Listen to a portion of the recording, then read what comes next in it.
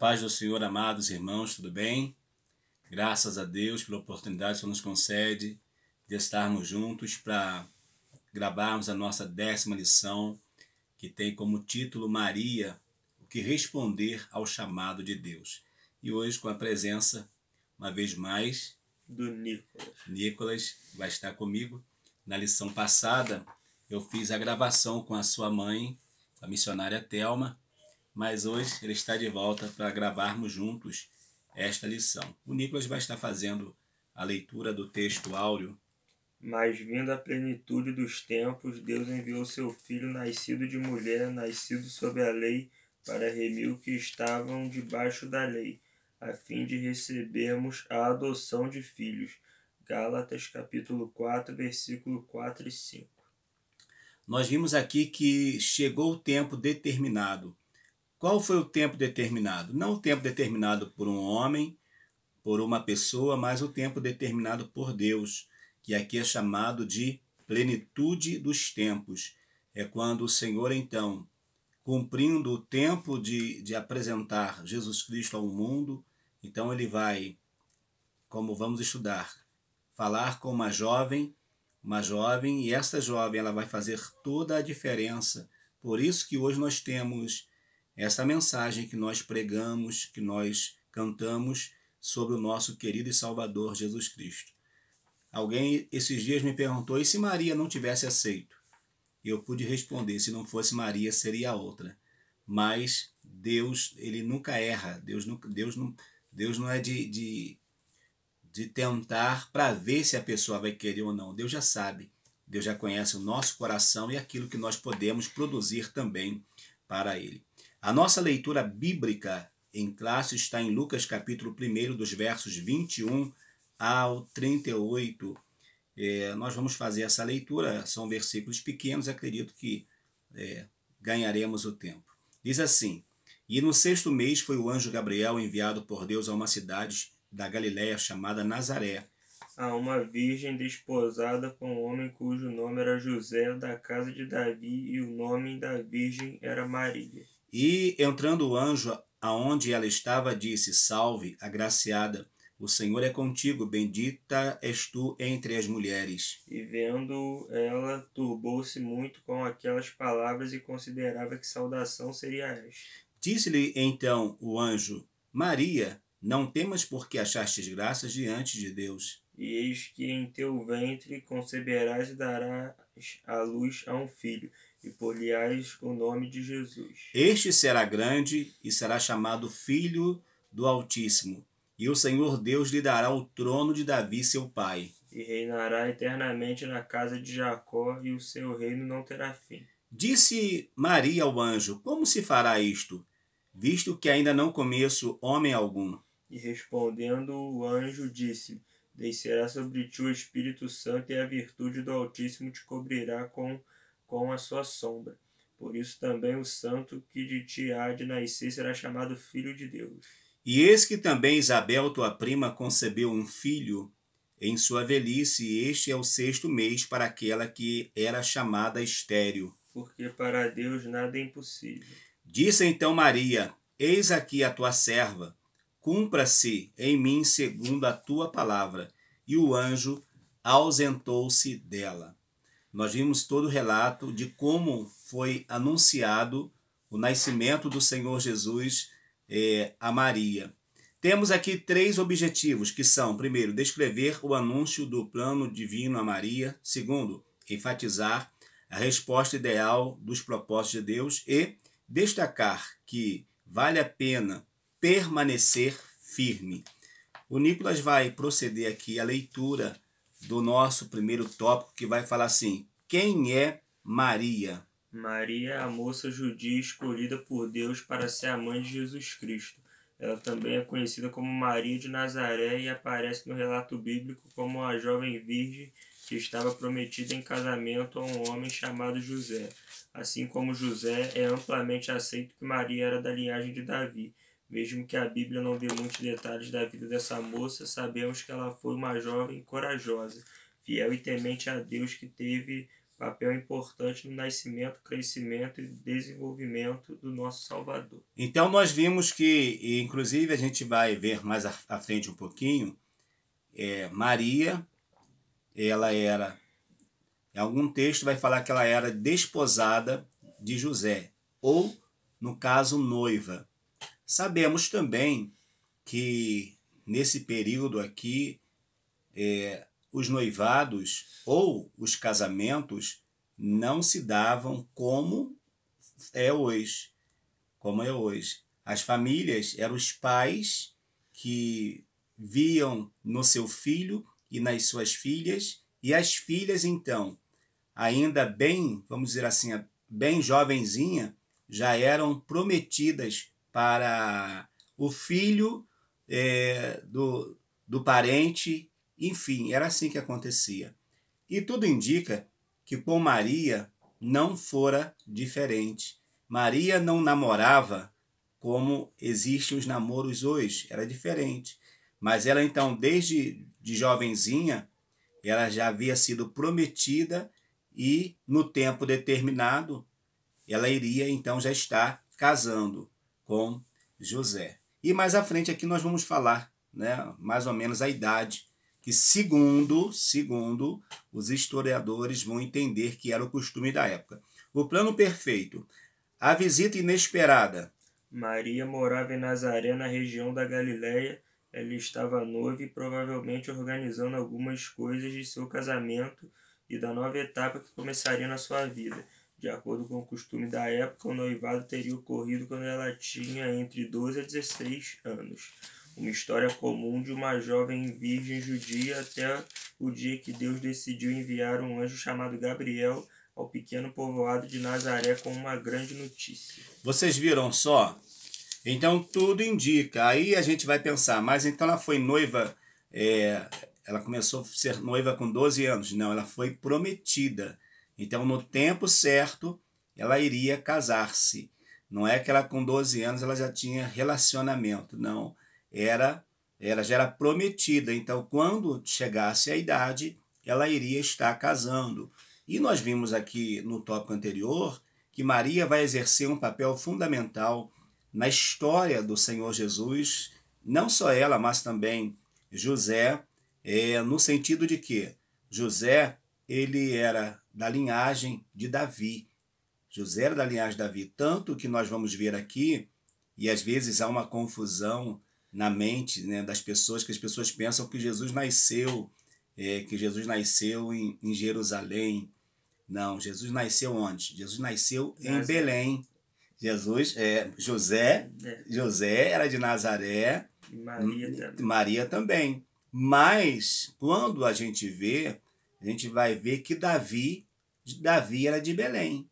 Por isso que foi necessário, a narrativa bíblica vai falar lá nos primeiros capítulos de São Lucas, que foi necessário que José, aí sim, José já havia casado, porém ainda não tinha conhecido a sua noiva ou a sua esposa agora, porque ela já estava grávida.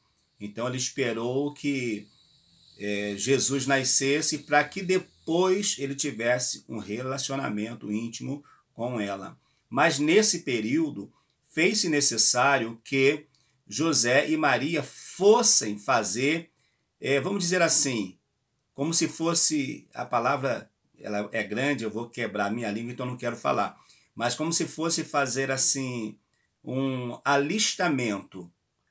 Ele sendo de Belém, os seus pais, a sua origem, então ele precisou voltar lá em Belém para constatar a sua linhagem e a linhagem davídica. E é nesse período, então, que o Senhor Jesus vai nascer. Jesus vai nascer exatamente aonde morava, humanamente falando, o seu avô, o seu bisavô, enfim, o seu tataravô Davi, tá certo? Mas José era de Nazaré. E Jesus sai depois, quando cresce, ele sai de Nazaré e vai exercer o seu ministério em vários lugares ali, inclusive na própria Jerusalém. Então nós vimos que era dever dos pais, tanto Maria como José, como o Nicolas deu, que era o quê? Estar com Jesus no seu nascimento, também cuidando dele no seu crescimento e no desenvolvimento. Jesus, como homem, como filho obediente, ele aprendeu o ofício com o pai. E o pai de Jesus, ele era carpinteiro. Então Jesus aprendeu o ofício de carpintaria. O 2:2 vai dizer que a mensagem inacreditável.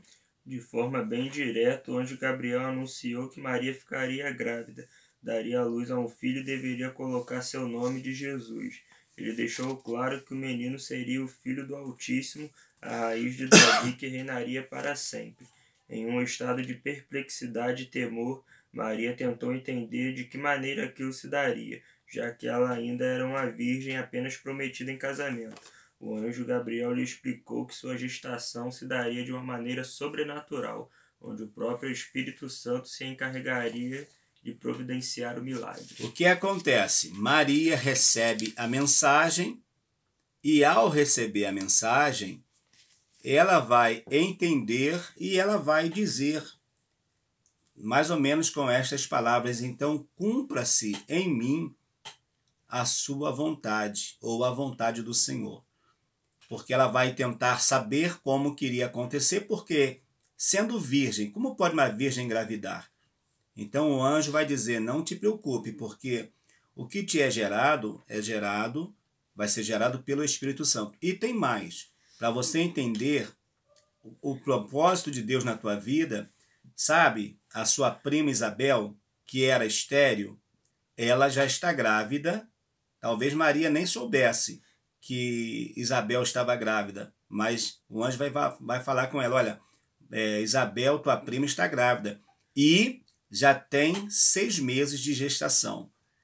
E Maria, então, quando vai lá falar com Isabel, o filho que está no ventre de Isabel, Jesus ainda informe, né, por aquele dia que Maria havia recebido esta palavra, mas já houve ali uma reação de quando Maria sauda Isabel, ela vai, o bebê, né? O João já vai pular no seu ventre. Então nós vamos ver que tudo isso vai corroborar ou vai trazer a Maria certeza de que era Deus que estava no controle de todas aquelas situações, por mais difícil que fosse de Maria poder aceitar, mas tudo estava indicando que era Deus que estava no controle de tudo. No terceiro tópico, vai dizer sobre a fé, resposta certa aos planos de Deus. Por mais incrível que possa parecer, Maria não pediu mais detalhes ao anjo sobre o extraordinário plano de Deus. Ao saber que o próprio Espírito de Deus faria o impossível e daria início ao plano, Maria apenas reafirmou sua adoração e disposição total de servir ao Senhor. Agora vamos refletir. Será que para nós apenas essa explicação seria suficiente? Talvez alguns de nós, sob situação semelhante, teríamos no mínimo 10 perguntas para o mensageiro de Deus. Nós vamos ver que Maria ela só vai perguntar: mas como se dará isso? E o anjo vai explicar, e quando o anjo explica, Lucas capítulo 1, verso 38, diz assim: disse então Maria: eis aqui a serva do Senhor, cumpra-se em mim segundo a tua palavra. E o anjo ausentou-se dela. O anjo, ao se ausentar de Maria, Maria vai ter um tempo, ela vai falar com seu futuro esposo José. José, por sua vez, não vai, para não tentar infamá-la ou deixar ela com má fama, ele vai tentar fugir, mas o anjo vai dizer: olha, não precisa fazer isso, José, porque o que nela está gerado é obra, é fruto do Espírito Santo. O interessante que o comentarista coloca aqui, que se fosse nós que recebêssemos uma mensagem, não esta de como Jesus, o nascimento de Jesus, porque essa aí foi única, mas de repente uma outra situação, um anjo chegar e dizer assim: olha Valmir, vai acontecer isso e isso, talvez eu ia perguntar, mas como vai ser? Vai ser assim, assim, assim? Como ele diz aqui, né? Teríamos aí mais de 10 perguntas para fazer de como iria acontecer. Maria não. Maria, ela, entendendo até mesmo o relato bíblico, ela sabia que havia uma promessa, que em breve iria acontecer. E de fato aconteceu como a palavra determinou, que uma virgem iria conceber, iria dar à luz a um filho. Então nós vamos ver que é muito importante. A resposta de Maria vai muito além do sim. Ela respondeu com a fé. E nenhuma resposta é melhor do que essa quando assuntos são chamado e propósito divino. Ou seja, a fé nos leva a ver além daquilo que nós estamos enxergando. Porque o que nós enxergamos e palpamos não precisa de fé. Eu não preciso de fé para falar que o meu filho está do meu lado. Eu estou vendo o meu filho. Mas a fé é no sentido de que de eu não ter, de não ver, mas saber que é o Senhor que está no controle da situação. O 3.1 vai dizer sobre o roteiro desconhecido. Geralmente dizemos sim ou não quando entendemos claramente determinada pergunta ou proposta feita a nós. E é por isso que a fé é a melhor resposta ao plano de Deus, porque essa resposta nos faz caminhar mesmo quando não compreendemos ou concordamos com algo. Se fosse você a escolher como descreveria um cenário ideal para o nascimento do Filho de Deus, talvez já começaríamos por um lugar diferente, uma capital renomada ou, quem sabe, a potência econômica e militar da época. Os pais seriam os mais capacitados e prósperos possíveis para proporcionar o melhor ao pequeno Messias. Com certeza, pela lógica humana, alguém diria, até por Jesus ser da descendência de Davi, então Jesus deveria já nascer logo aonde? Na cidade que o seu bisavô, que o seu tetravô construiu, que foi o quê? Jerusalém. Então, seria bom que o Filho de Deus, o Messias, nascesse na capital, de uma família próspera, de uma família rica, de uma família, vamos dizer assim, voltada para os luxos dessa vida. Porém, nós vamos ver que vai acontecer o inverso. Jesus vai nascer onde? Jesus vai nascer de uma família pobre. Pobre, não era uma família rica. Uma família... José era trabalhador. Com certeza, era até um bom profissional naquilo que ele fazia, mas não era rico. A cidade que ele morava não era a melhor cidade da época, tanto que quando Jesus ele surge pregando e alguém fala sobre Jesus e alguém pergunta de onde ele é. E alguém fala, ele é de Nazaré. E alguém responde, porventura, pode vir alguma coisa boa de Nazaré? Por quê, irmãos? Era uma cidade abandonada. Era uma cidade que não tinha beleza, não tinha nada. Vamos dizer assim, aqueles que eram menosprezados pela sociedade abrigavam-se lá em Nazaré. Mas há um texto bíblico que vai dizer de uma terra esquecida, de uma terra angustiada, é que brilhou a luz. E que luz foi que brilhou lá em Nazaré? Jesus. Não teve outra luz maior que esse mundo já viu. Então Jesus vai vir de lá. Poderia nascer numa família rica?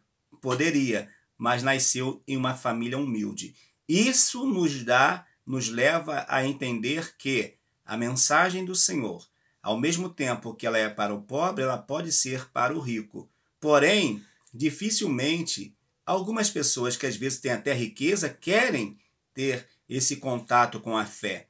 E a fé, já diz o escritor aos Hebreus, no capítulo 11, no verso 1, que diz assim, ora, a fé é o firme fundamento das coisas que se esperam e a prova das coisas que não se veem. O menino nasceu de uma família humilde, de uma família pobre, mas ele estava ali, o Salvador do mundo. Outra coisa que nós vamos ver também, sempre quando um filho nasce, quando a mãe está esperando o seu bebê e é algo principalmente planejado, olha, se tem condição, se prepara um quarto, se prepara um enxoval, prepara o bercinho. E Jesus? Jesus nasceu fora da sua casa. Jesus nasceu fora do seu lar. Jesus nasceu e foi colocado em uma estalagem. A manjedoura. O que era manjedoura? Manjedoura era onde colocava a comida dos animais. Então Jesus nasceu ali. Jesus nasceu, não tinha enfermeira, não tinha hospital, não teve nada disso. Mas ali com Jesus estava a promessa do Pai, que o Salvador do mundo iria nascer. E ali Maria, ela vai dar à luz e o Filho de Deus vai nascer na cidade de Belém. E Belém significa casa de pão. O verdadeiro pão nasceu em Belém, que é o nosso Senhor e Salvador, Jesus Cristo. Tudo que Jesus teve foi sempre emprestado. A manjedoura foi emprestada, o lugar onde nasceu foi emprestado, tudo foi emprestado. Até na sua morte, a sepultura também foi emprestada. Mas tem uma coisa que é dele, que é eterno dele, o trono. Aqui tudo foi emprestado, mas o trono é dele. O trono pertence a ele, porque ele conquistou. O 4 vai dizer assim: vale a pena. Não encontramos no registro bíblico nenhum tipo de murmuração ou cobranças a Deus por parte da jovem Maria, diante de uma jornada tão delicada como foi a que envolveu o nascimento de Jesus. Maria, mesmo jovem, sem muitas respostas, tinha plena convicção da promessa feita, porque conhecia aquele que havia prometido. A fé, como resposta, nos ajuda a não perder tempo procurando sentido, seguranças humanas, garantias terrenas, pois é nesse ambiente extraordinário que a fé opera. Maria sabia que estava sendo uma ferramenta nas mãos do Senhor para cumprir algo maior, algo eterno, e ela tinha fé que valeria a pena suportar tudo o que viesse no processo para cumprir a sua missão. Ou seja, independe da palavra, da promessa, do que fora dito, do que o anjo falou, daquilo que ela está vendo e daquilo que está acontecendo, o seu início de gestação. Quando fala com José, José pensa em abandoná-la, enfim. E agora como vai ser? Eu vou ter que dar essa notícia para a mamãe, para papai, como eu vou falar com eles, como vai ser, como as pessoas irão olhar para mim, como vai ser? Ela simplesmente não se preocupou com isso. Como diz aqui, vale a pena. Ela entendeu que ela, de uma certa forma, ela seria recompensada, porque ela traria ao mundo aquele que seria o Salvador. Depois disso, a Bíblia vai dizer que ela teve filhos e filhas. Ela teve pessoas que, inclusive, estiveram andando com o Senhor Jesus. E depois ela vai ver que um dos seus filhos vai ser pastor na igreja de Jerusalém. Então nós vamos ver que tudo iria valer a pena. Só que ela precisaria confiar e entender o chamado. Porque se existe o chamado ele vai requerer de cada um de nós uma decisão de crer que aquilo que está sendo falado é Deus. Não é vontade do homem, não é desejo do homem, mas é o Senhor que vai cumprir. Então ela sabia que ao aceitar esse desafio, ela estaria cumprindo uma das maiores missões que alguém poderia cumprir ou pode cumprir aqui na Terra, que era ser o canal aonde o Filho de Deus iria ser encarnado, não reencarnado, mas seria encarnado no seu ventre, seria gerado ali, e ele viria com essa mensagem muito importante. Nós já vamos à nossa conclusão, mas eu já quero te deixar um convite para a nossa 11ª lição, que vai falar sobre o jovem rico, a proposta do reino de Deus. Vai ser mais uma lição muito abençoada. E a conclusão hoje está como, Sr. Nicolas? Sem fé é impossível agradar a Deus. Sem fé paramos diante dos problemas, das dúvidas e dos riscos. Deus está à procura de pessoas disponíveis e atentas ao seu chamado. O Senhor busca corações cheios de fé, Responda assim ao chamado divino, não apenas com palavras, mas diariamente com cada uma de suas atitudes. Responda sim ao chamado divino. E esta referência de Hebreus 11:6 diz assim, olha, ora, sem fé é impossível agradar-lhe, porque é necessário que aquele que se aproxima de Deus creia que ele existe e que é galardoador dos que o buscam. Então, a fé foi fundamental na vida desta jovem chamada Maria. E a fé é fundamental para que eu e você também viva aquilo que para nós é impossível, mas o que é impossível para nós é possível para Deus. Que Deus te abençoe. Tenha um dia de paz, um dia de bênção. E eu e o Nicolas aguardamos você no nosso próximo vídeo aula em nome de Jesus. Sou o Nicolas, terminamos mais uma lição. Espero que vocês, assim como eu, pode ter aprendido mais. E vamos melhorar cada dia aprendendo na palavra. Isso, cada dia melhorando mais. E é muito bom, porque a palavra de Deus ela faz isso na nossa vida.